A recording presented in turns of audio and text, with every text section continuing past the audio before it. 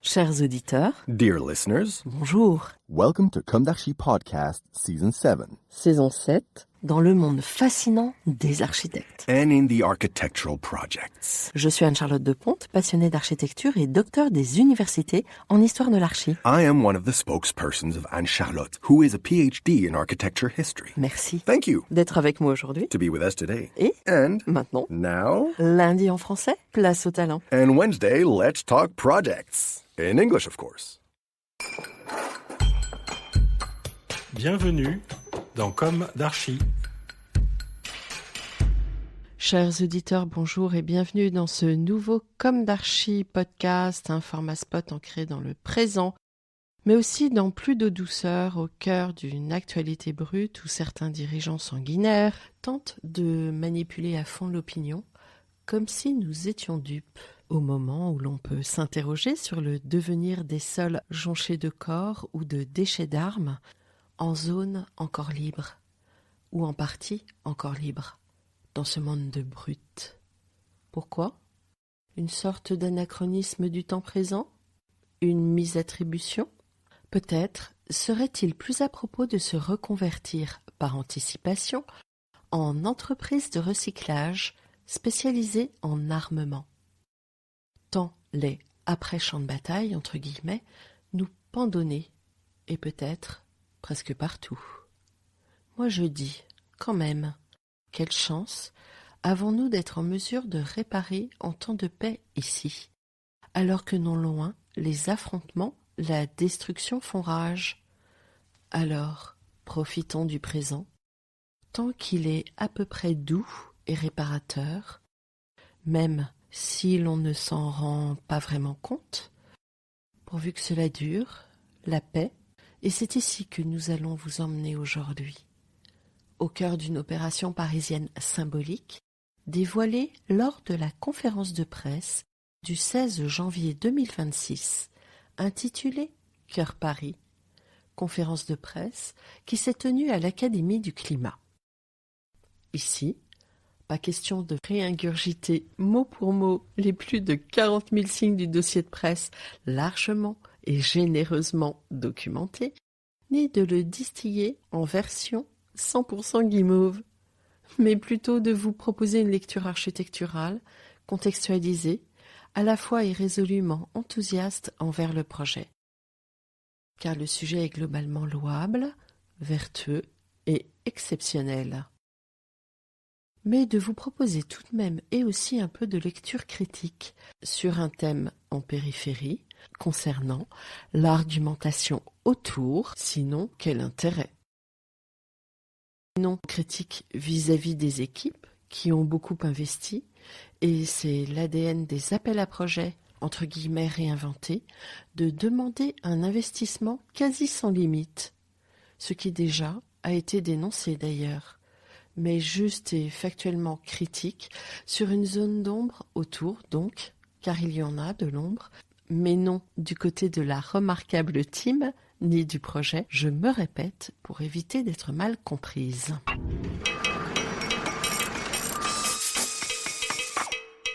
Tout d'abord, ce projet est basé sur une volonté politique, celle de l'appel à projet Réinventer Paris 3 en 2021-2022. Je cite Basile Delacorne dans le Bâti Actu du 9 février 2021. Profitant d'un contexte favorable, avec la baisse anticipée de la demande de bureaux, la ville de Paris lance un appel à projet spécifiquement dédié à la transformation de bureaux en logements. La crise sanitaire et ses conséquences pourraient être un formidable accélérateur pour la tarte à la crème que constitue la transformation de bureaux en logements à Paris. C'est Emmanuel Grégoire, premier adjoint à la maire, qui l'affirme le 9 février, en lançant officiellement la 3e édition de Réinventer Paris. Fin de citation. Je laisse à l'appréciation des auditeurs le volet politique, tenant juste à souligner que je déteste toujours autant ce mot, encore à la mode, réinventé, repris à tout va, on l'entend presque tous les jours, et que j'estime d'une prétention inouïe. Il démontre, à mon sens, Non une volonté de rupture, mais une volonté de gommer symboliquement le temps d'avant, alors qu'il ne fait que s'appuyer sur le déjà là. D'ailleurs, ce qui va suivre le démontre plus que tout. Sorte de contradiction, à mon sens, qui relève de l'imposture? Là, je pose la question. Mon humble cerveau ose la poser, cette question. J'aurais conseillé en tant que communicante de rester plus sobre, factuelle, sur l'emploi de ce terme autour du projet et pourquoi pas de redéfinir une terminologie plus fine, plus juste, bref, parfois on ne fait pas ce qu'on veut. Mais penchons-nous plutôt sur le fond du projet, celui de Cœur Paris, et peut-être pour tenter d'y mesurer la dose de cœur qu'il contient justement. Car derrière, des équipes ont longuement investi leur intelligence et leur énergie. Et c'est vers cela et leur projet que se porte notre intérêt.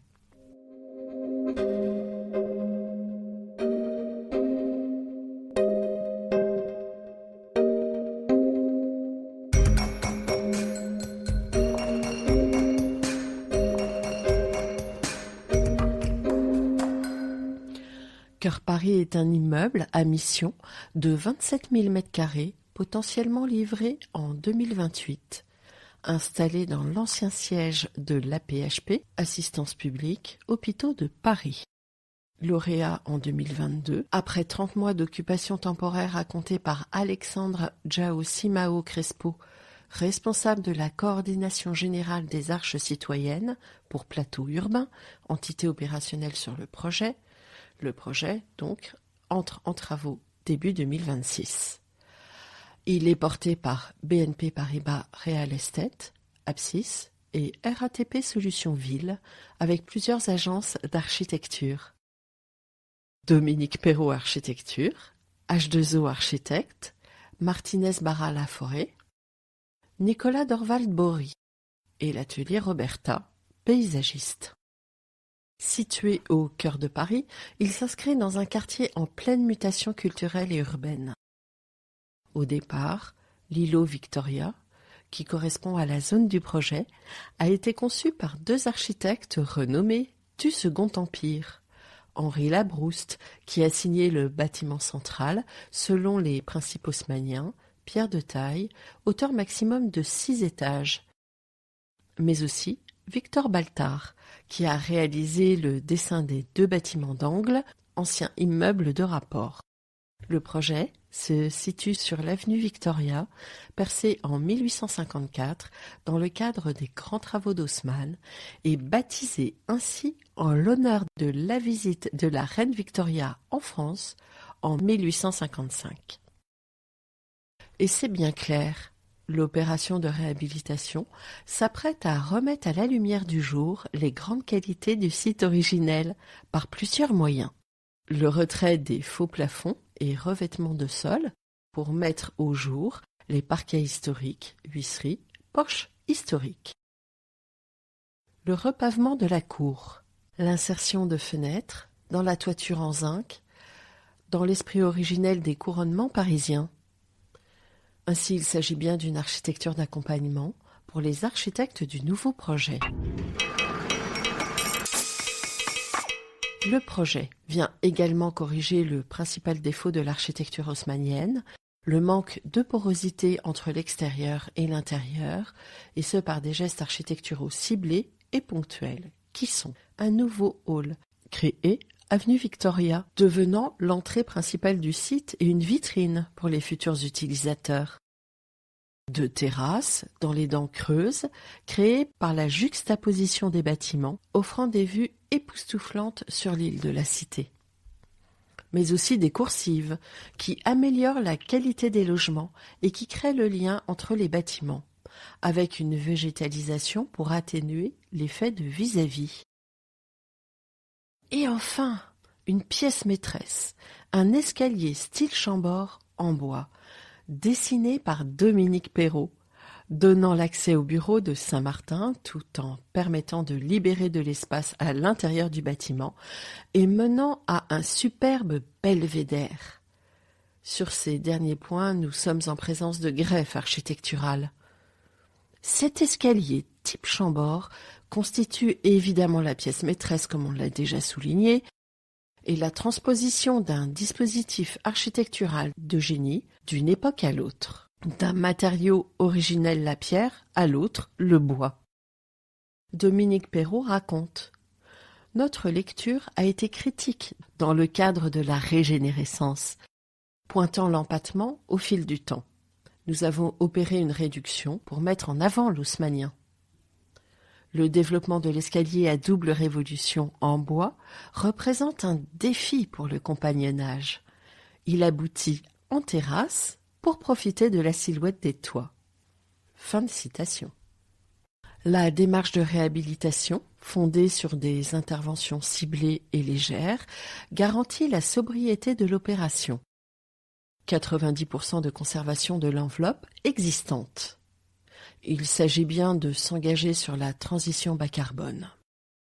Les travaux viennent par ailleurs renforcer les qualités environnementales du bâti haussmannien, les propriétés isolantes de la pierre en matière de température et d'humidité sont, par exemple, augmentées par des isolants biosourcés.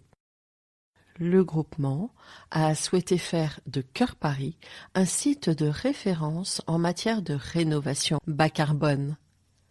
Le bâtiment fait l'objet d'une rénovation énergétique exemplaire, avec des réductions de consommation de l'ordre de 50% en 2040 par rapport à l'année de référence 2013, entre parenthèses décret tertiaire, pour les bureaux. Son système de refroidissement et de chauffage est connecté au réseau de chaleur et de fraîcheur parisien. Le projet est conçu de manière à maximiser le confort thermique dans le bâtiment pour une utilisation maîtrisée de la climatisation grâce à l'isolation biosourcée, aux protections solaires et aux brasseurs d'air.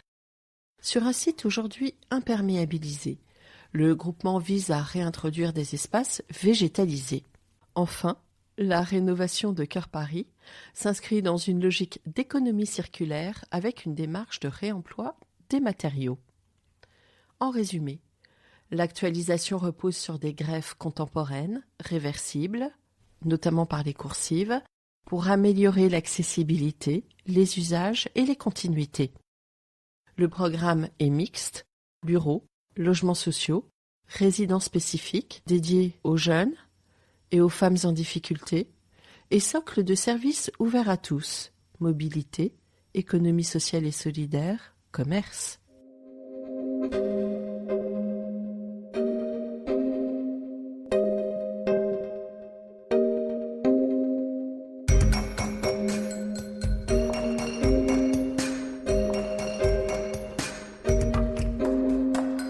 Penchons-nous maintenant sur l'ADN de l'exceptionnel.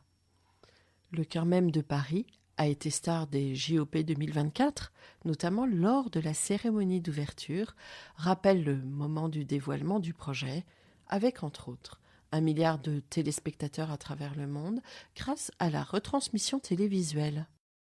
Pour ma part, raisonnablement, je crois que Paris n'a pas attendu cette mise en scène pour devenir une ville lumière. Au passage, une parenthèse, merci à Céline Dion pour sa venue historique à l'événement JOP 2024, sa performance si particulière et courageuse. Céline Dion, de loin la meilleure, du haut de la Tour Eiffel, pour longtemps dans sa catégorie, et je pense que là, elle a beaucoup agi pour booster l'image de Paris. Le reste était un peu polémique quand même. Parenthèse à part, je préfère souligner que le projet sur lequel nous nous penchons aujourd'hui est en effet en plein dans le mille de cette centralité unique au monde. Exceptionnel car le site figure parmi le plus accessible de France. Saviez-vous que 6,4 millions de franciliens peuvent se rendre à Cœur Paris en moins de 45 minutes en transport en commun? Enfin pour ceux qui peuvent les emprunter, ces transports en commun.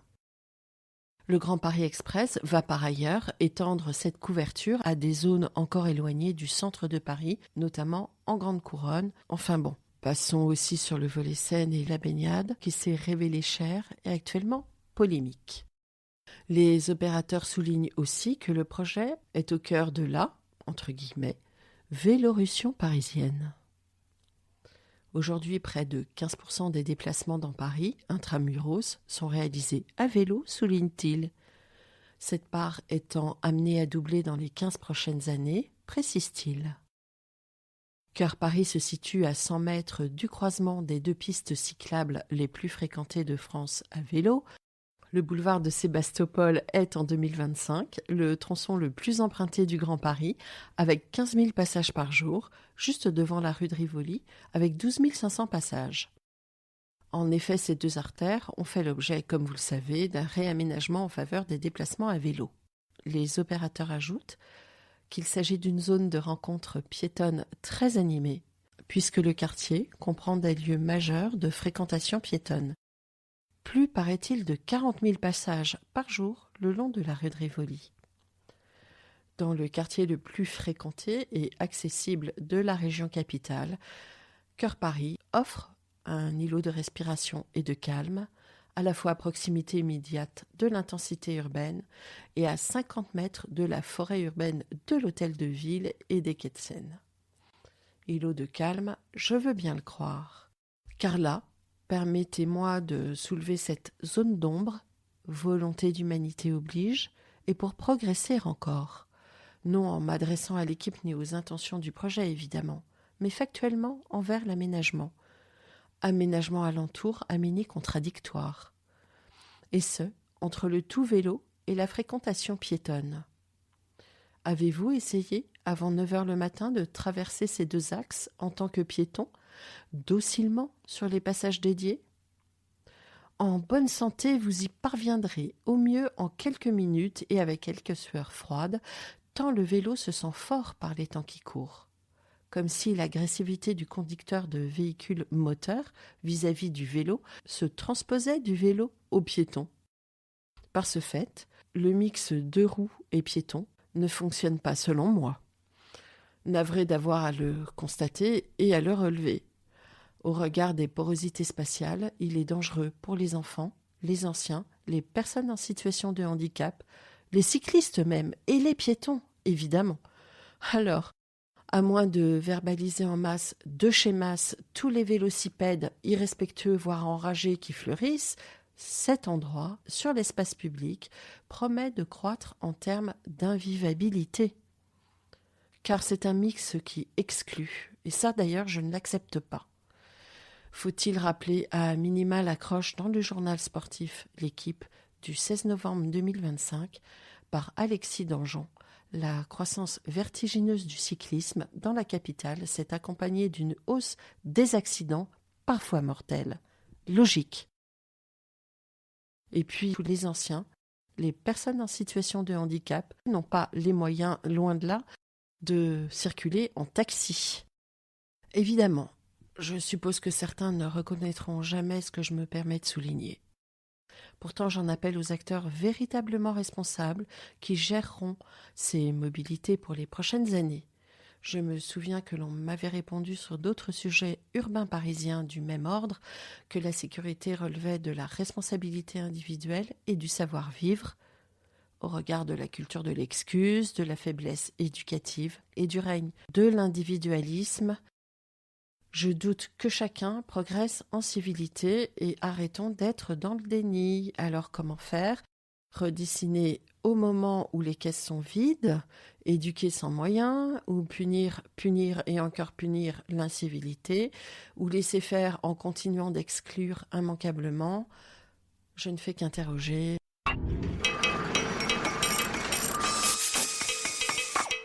Dans la continuité historique d'un lieu dédié à l'hospitalité publique, le projet, lui, revendique le statut de premier immeuble à mission parisien.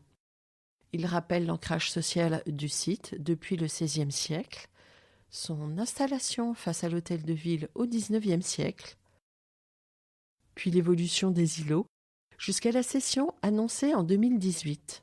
Le projet s'inscrit dans un bail à construction de 80 ans, avec une programmation citoyenne, mission sociale, logement, économie sociale et solidaire, services, commerce solidaire, émissions environnementales, préservation patrimoniale, rénovation énergétique et bas carbone.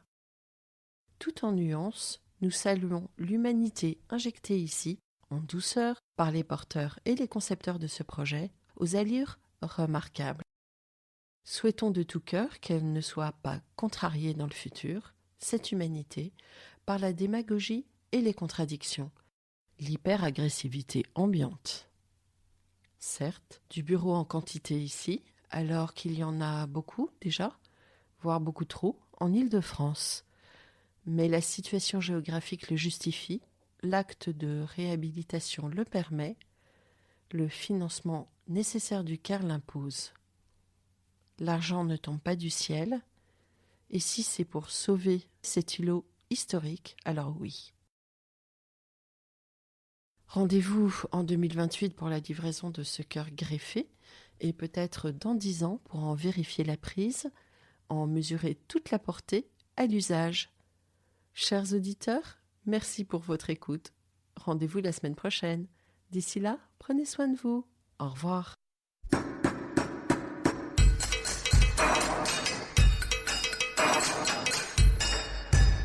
Chers auditeurs, merci pour votre écoute. N'oubliez pas de retrouver nos sujets en avant-première sur Instagram à l'adresse @commedarchipodcast. Si vous aimez ce podcast, favorisez sa diffusion en lui donnant 5 étoiles sur Apple Podcast, plus un petit commentaire, ou sur votre plateforme de podcast favorite. Et surtout, abonnez-vous pour écouter tous nos épisodes gratuitement. À bientôt, et d'ici là, prenez soin de vous.